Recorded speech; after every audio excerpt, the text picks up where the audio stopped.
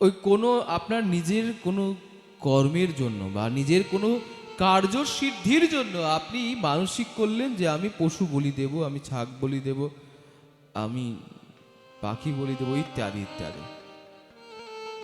আচ্ছা ভাবুন, ওই একজন পশুকে যখন বলি দিচ্ছেন, তো তার কি সেখানে কোনো কষ্ট হচ্ছে না, বা তার মায়ের কোনো কষ্ট হচ্ছেন না? হচ্ছেন? এবার মনে করুন আপনার পাশের বাড়ির জন আপনার যে সন্তান রয়েছে তাকেও ধরে মানসিক করেছেন আপনার সেই সন্তানকে বলি দেবেন, এবার আপনার কেমন লাগবে? পারবেন? আপনি তো পারবেন না। কিন্তু আপনি যখন আপনার নিজের সন্তানকে বলি দিতে সেখানে পারবেন না, তাহলে অপর জনের সেই সন্তানকে কি করে বলি দিতে আমরা সেখানে ব্যস্ত হয়ে যাই?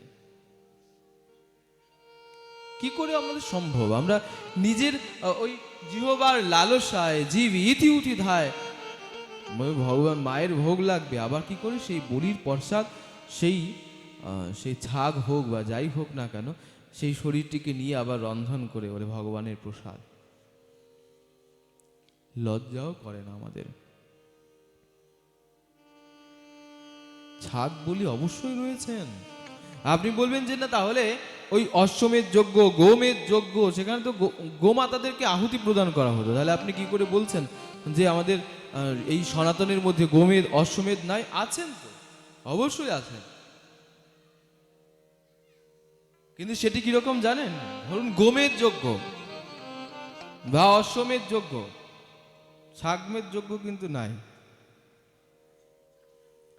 তো ওই গোমেধ যজ্ঞ হচ্ছেন যত বৃদ্ধ গোমাতা রয়েছেন তাদেরকে আহুতি প্রদান করতেন ওই যজ্ঞ কুণ্ডের মধ্যে, এবং মন্ত্র দ্বারা পুনরায় সেই কুণ্ড থেকে সেই বাছুর স্বরূপে সেই গোমাতাকে সেখান থেকে আবার তুলে নিতেন।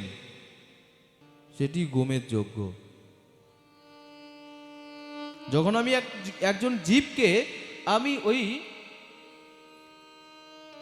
তাকে আমি জীবন দান করতে পারবো না, আমারও কোনো অধিকার নাই তার জীবনকে হরণ করবার, আছে? নাই। কিন্তু ছাগ বলি যদি বলেন, আমি বলবো ছাগ বলি আছে। বলে কিরকম আছে?